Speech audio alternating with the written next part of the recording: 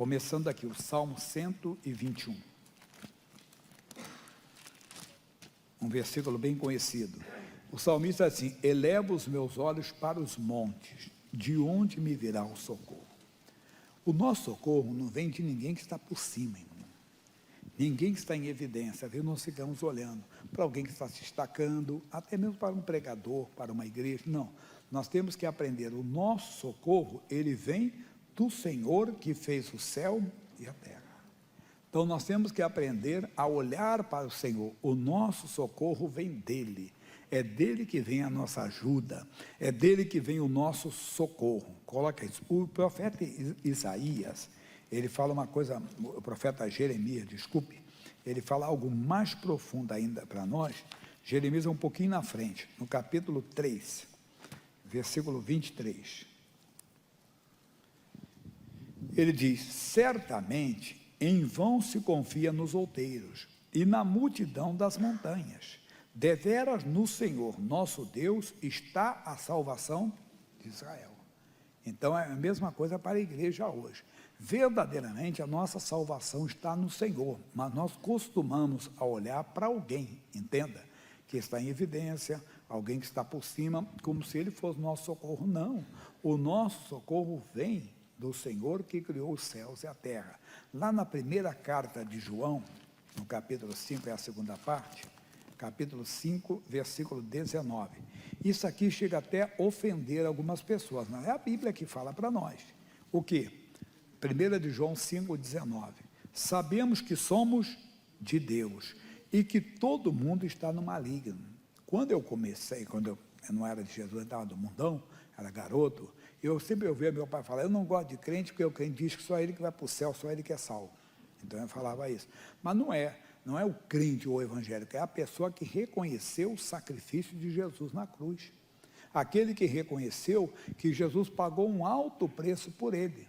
Então ele reconhece o sacrifício na cruz, o sangue derramado na cruz, e ele reconhece Jesus Cristo como Senhor e Salvador. Ele passa a ser de Deus.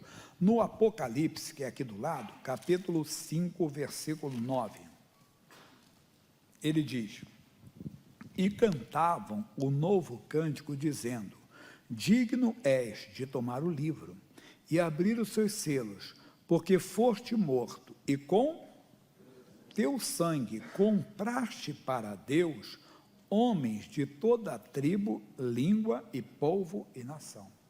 Então o Senhor pagou um alto preço por mim e por você. Então nós reconhecemos isso e passamos a ser propriedade de Deus. Por isso o João falou que João escreveu o Apocalipse.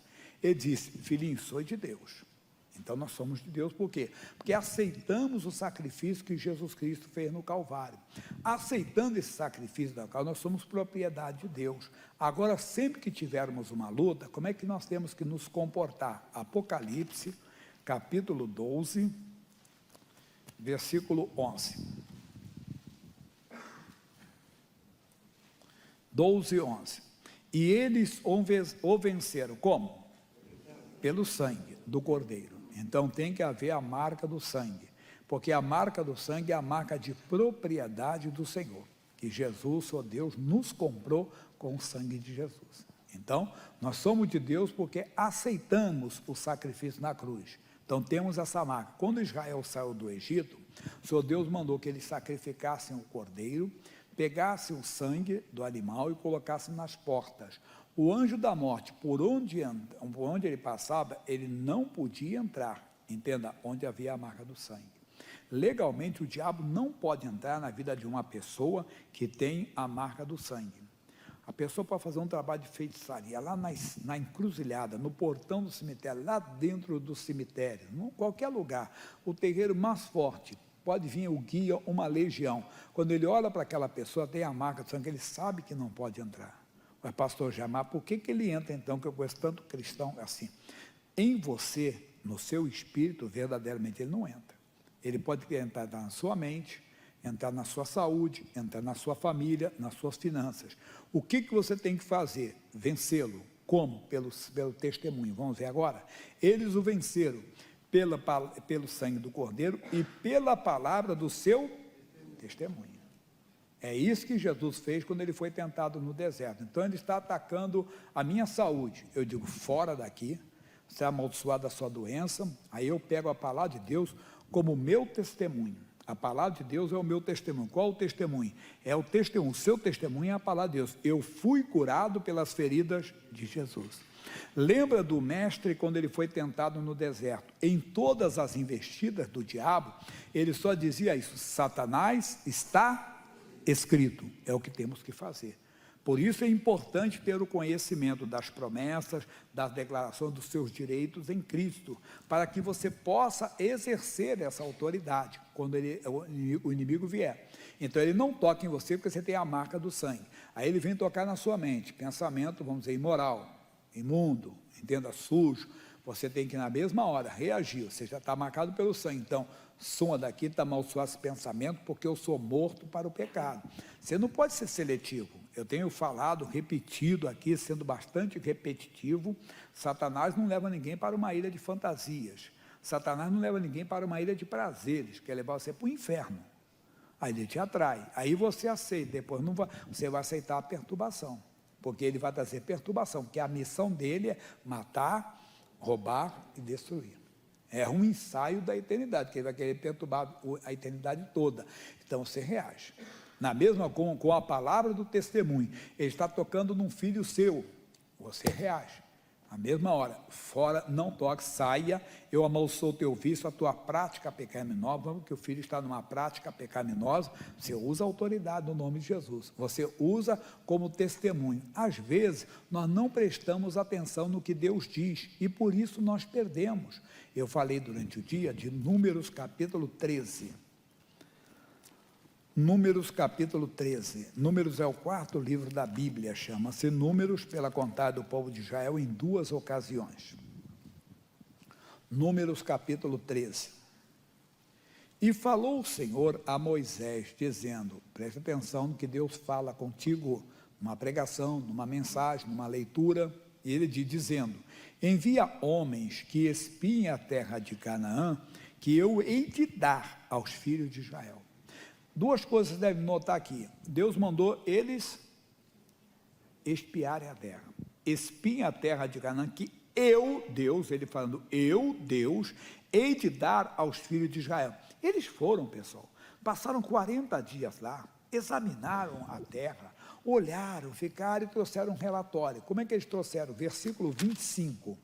Depois voltaram a espiar a terra ao fim de 40 dias, e caminharam, vieram a Moisés e Arão, e a toda a congregação dos filhos de Israel no deserto de Parã, a Cádiz, e, tornando, deram-lhes conta a eles e a toda a congregação, e mostraram-lhes os frutos da terra, e contaram e disseram, fomos à terra que nos enviaste, e verdadeiramente mana leite e mel, e este é o fruto.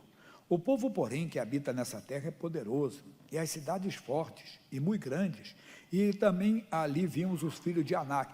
Lembra do que quer dizer Anak? Anak quer dizer pescoço grande, né? Pescoço grande, Anak quer dizer isso.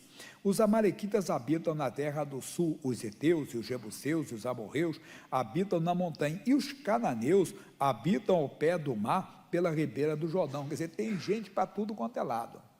Está povoado. Eles começaram bem, bom, olha, a terra é boa, mana leite e mel, aí veio o pessimismo. Quando o Caleb, um dos 12, ele e o Josué não aceitaram aquilo. Olha o que ele falou, então fez Caleb para calar o povo perante Moisés. Pessoal, silêncio, posso me expressar? Data vênia. Hoje aí você vê a CPI toda hora, um querendo calar, no Congresso, quando você vê alguma audiência dele lá, fica até cômico, né? Um fica falando, os outros ficam tudo conversando. Rapaz, mas que educação que tem esse pessoal lá, já notaram isso? Quando está uma sessão, está lá um cidadão na tribuna, lá, então não sei o que, e o outro dá lá. Mas eu falei, rapaz, que exemplo que essa turma dá para a nação. Mas tinha cala a boca que qualquer coisa você é processado hoje, né? Quando não preso, quando não perde o emprego, né? Ainda vão me tirar, tira o pastor Jaime da sede, não é? O pastor Jaime fala demais, fala pelos cotovelos, né? Aí vem outra, mas se a sua opinião vai matar alguém, você não deve dar a sua opinião. É brincadeira, hoje nós estamos diante de verdadeiras ditaduras que estão surgindo aí, que você pode xingar, pastor, todo mundo xinga à vontade, mas se o pastor falar alguma coisa, vira um auê tremendo hoje. Tem grupos que se tornaram intocáveis hoje, não podemos falar um ai, que qualquer coisinha eles, mimimi, mas pastor toda hora é xingado, igreja toda hora é xingada, cambada de ladrão, de safados, não sei mais o que, tem que ouvir isso, meus filhos devem ouvir, crescer ouvindo isso, entende? Eu nunca processei ninguém, porque a luta não é contra a carne e o sangue, entende? Mas, já falei, né? Vamos voltar aqui na mensagem. Você acaba falando demais, né? Então, voltando, meu irmãozinho, o Caleb tentou calar o povo, pessoal, subamos animosamente, possuam-lhe herança, porque certamente prevaleceremos contra ela. Porém, os homens que subiram com ele disseram, não poderemos subir contra este povo, porque é mais forte do que nós. 2 detalhes, Deus não mandou eles lutarem primeiro, Deus mandou eles espiar, eles tinham que espiar, depois eles receberiam a direção. Deus até poderia mandá-los para a luta, mas entenda, Davi entendeu que o Senhor era a força dele, por isso que ele venceu o leão, venceu o urso, venceu o gigante, entenda, por isso que Davi venceu. Ele sabia que não era a força dele, com a força dele ele não derrubaria aquele gigante, ele sabia que era a força de Deus. Aqui ele não está entendendo, eles não estão entendendo, como também nós não entendemos. O que? João 14, 13. Tem que ler o 12 para entendermos bem. João capítulo 14, versículos 12 e 13.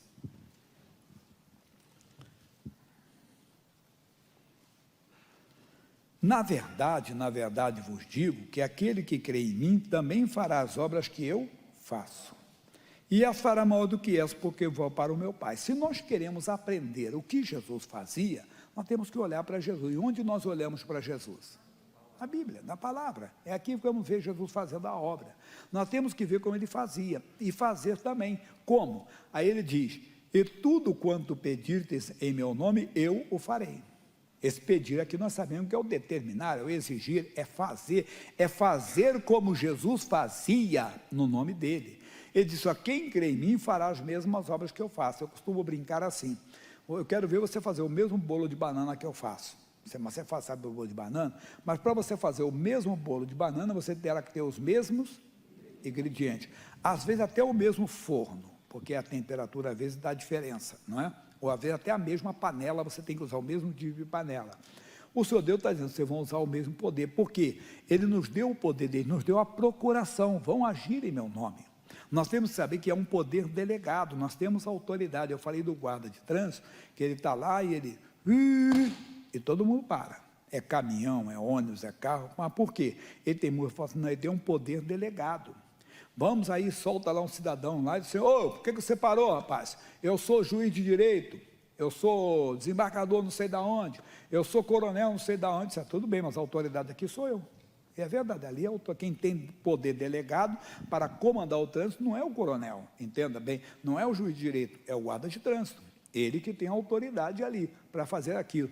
Nós cristãos, por isso que ele falou, filhinho, nós somos de Deus. Nós temos a autoridade dada por ele, em quem crê nele, na verdade vos digo, quem crê em mim, nós cremos nele, cremos que ele morreu por nós, cremos que ele ressuscitou dentre os mortos, cremos na sua palavra, então foi nos delegado o poder para fazer o que ele fazia. Mas repare uma coisa que ele diz aqui, eu o farei, eu oro, eu determino, você ora, você determina, você exige a saída do mal, em nome de Jesus, quem vai fazer a obra é Deus, e às vezes nós não prestamos atenção nos detalhes.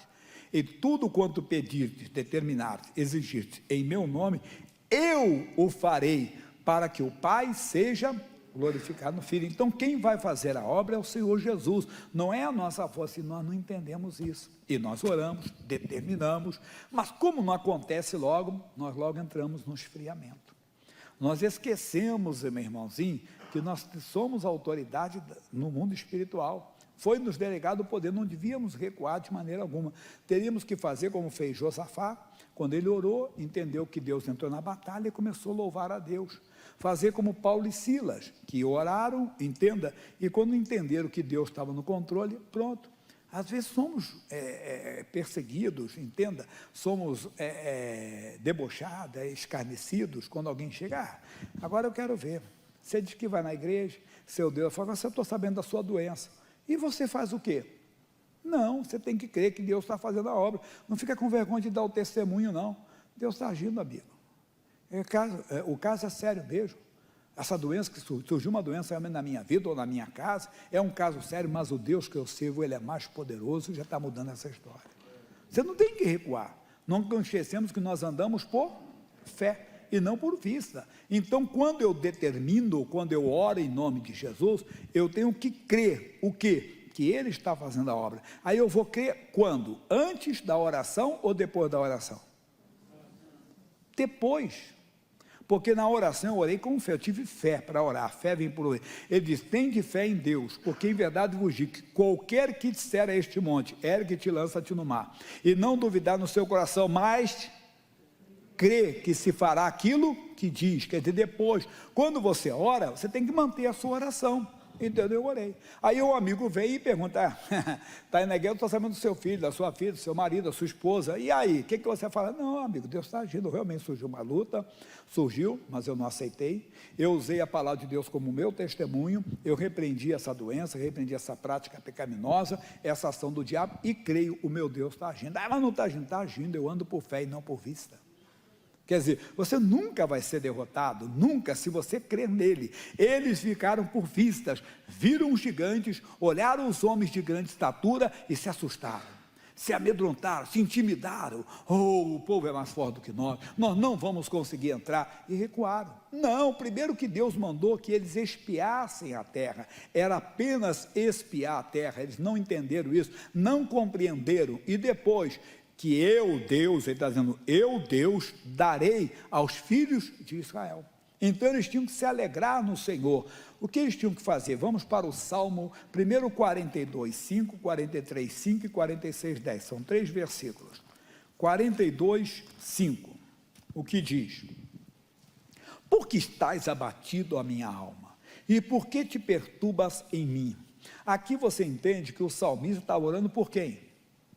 Por ele mesmo, entendo? Falando com ele mesmo, minha alma está abatida, e às vezes nós ficamos. Por que nós ficamos abatidos? Porque oramos e não estamos vendo o resultado. É normal vir um desânimo, é normal vir uma ansiedade, uma inquietação, aí você tem que ir. Meu Deus, eu já orei, minha alma, aquieta-te. Você vai falar a sua alma, lembra que eu falei no início que em você o diabo não toca? Você é um espírito que mora num corpo e possui uma alma, mente, intelecto. Então a mente está agitada, a alma está agitada. Ele está dizendo, por que te perturba dentro de mim? Aí diz mais ainda, espere em Deus, pois ainda o louvarei na salvação da sua presença. A mesma palavra no capítulo 43, 5, mas olha como é que ele acrescenta, porque estás abatido, a minha alma, e por que te perturbas dentro de mim? Espere em Deus, pois ainda o louvarei, Ele é a salvação da minha face e Deus meu, acrescentou. Agora o 46, 10, aquietai-vos e sabei que eu sou Deus. Por que vocês estão agitados como os gigantes de Canaã? Por que vocês estão agitados, entenda, com a perseguição do mundo? Isso aconteceria.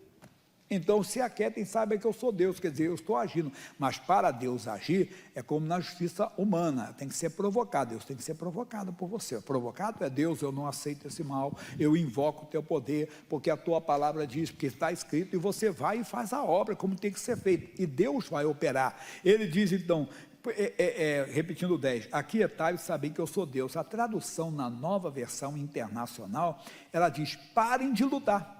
É a NVI, a Nova Versão Internacional. Ela diz assim, parem de lutar. E às vezes nós ficamos nos unhando com o diabo, não. É manter a autoridade. É como falei do guarda, você não vai ficar brigando com o coronel, com o desembargador. Excelência, senhor coronel, aqui a autoridade sou eu. Eu tenho autoridade dada pela lei, entende? Somos nós, dado pela palavra de Deus. Então fique firme na sua oração, se aquiete, aquietai e sabei que eu sou Deus. Serei exaltado entre as nações e serei exaltado sobre a terra. O que é isso? As pessoas vão começar a falar, rapaz, viu como é que ele mudou? Como o marido dela mudou? Como a esposa dele mudou? Como foi mudou? Porque está indo na igreja. Eu lembro, quando um amigo lá em Guadalupe, ele começou a ir na igreja, onde era o Cine Guadalupe, hoje é a Igreja Internacional da Graça de Deus, já há muito tempo já, mas foi pouco antes de eu ir para a igreja. E todo mundo chamava as igrejas de Casa da Bênção, falava assim, Casa da Bênção, que tem uma igreja chamada Casa da Bênção, mas chamavam todas as igrejas assim. Eu lembro que nós estávamos com uns amigos, falou, o fulano não está bebendo mais. Aí disse assim, rapaz, ele está indo na casa da benção. Quer dizer, está indo lá na igreja da graça. Quer dizer, o senhor começou a ser exaltado. É a mesma coisa, é a casa dela, todo tinha discussão. Notaram isso? Que nunca mais teve discussão naquela casa, nunca mais escutamos palavrões. Vocês não notaram, não? Eles saem de manhã para a igreja, viraram crente agora. Irmão, o Senhor vai começar a ser exaltado na sua casa. Meu irmãozinho, vai mudar. Mas ele diz assim, o negócio está pegando fogo na casa do crente hoje aí. Parece que o capeta está solto lá hoje, hein? Vocês escutaram os palavrões lá? Meu Deus do céu, panela voando para tudo quanto é lado, não sei o quê. Vamos mudar essa história. Mudar como? Com o poder de Deus, com o testemunho da fé. Primeiro, marcados pelo sangue e usando a palavra de Deus, diabo, a minha casa não, essa casa é do Senhor Jesus, pois está escrito, crê no Senhor Jesus Cristo, serás salvo, toda a minha casa será salva. Um pregador contou que isso, século passado, 1940, 50, a família dele estava com Jesus, mas tinha um irmão que era rebelde, não queria saber. E ele orava, é como parece aquele caso da senhora do Vale do Ribeira, que todo dia o filho se drogava, e ela pedia para Jesus tirar, e quando eu falei, Jesus não expulsa os demônios, é você que tem que expulsar no nome dele. Ela entendeu, ele também. Ele estava orando lá e Deus fez um desafio no coração dele. Ele notou, Deus falou assim para ele, por que você não faz alguma coisa? Ele parou, Deus, eu fazer? Aí ele entendeu que ele tinha autoridade. Ele disse, Satanás, eu quebro o teu poder sobre a vida do meu irmão, e citou lá o versículo, vamos dizer que ele está a 16:31, porque eu creio no Senhor Jesus, sou salvo, e meu irmão também será. 10 dias depois o irmão foi para a igreja. Irmão, exerça a sua autoridade, aquietai-vos, sabei que eu sou Deus, serei exaltado entre as nações, serei exaltado sobre a terra, o Senhor dos exércitos está conosco. Essa palavra aqui é aquela palavra que nós usamos na canção, não é?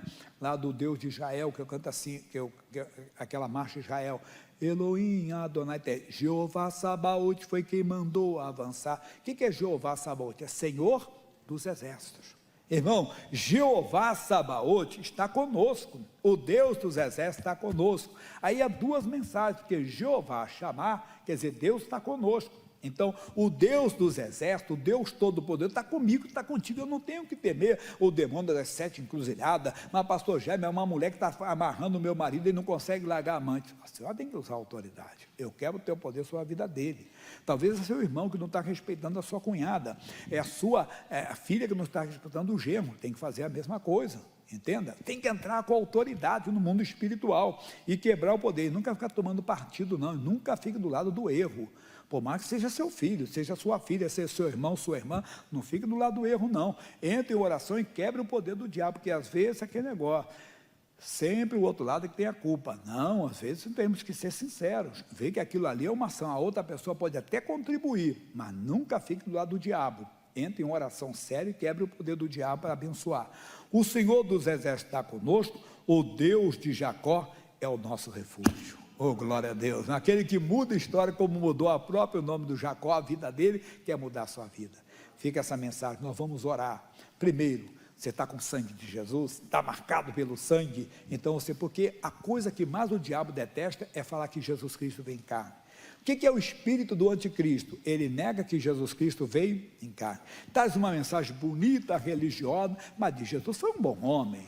Ele não crê que Jesus era Deus conosco, porque o próprio Deus se fez homem para habitar ainda. Foi o único Espírito que se fez carne e habitou entre nós.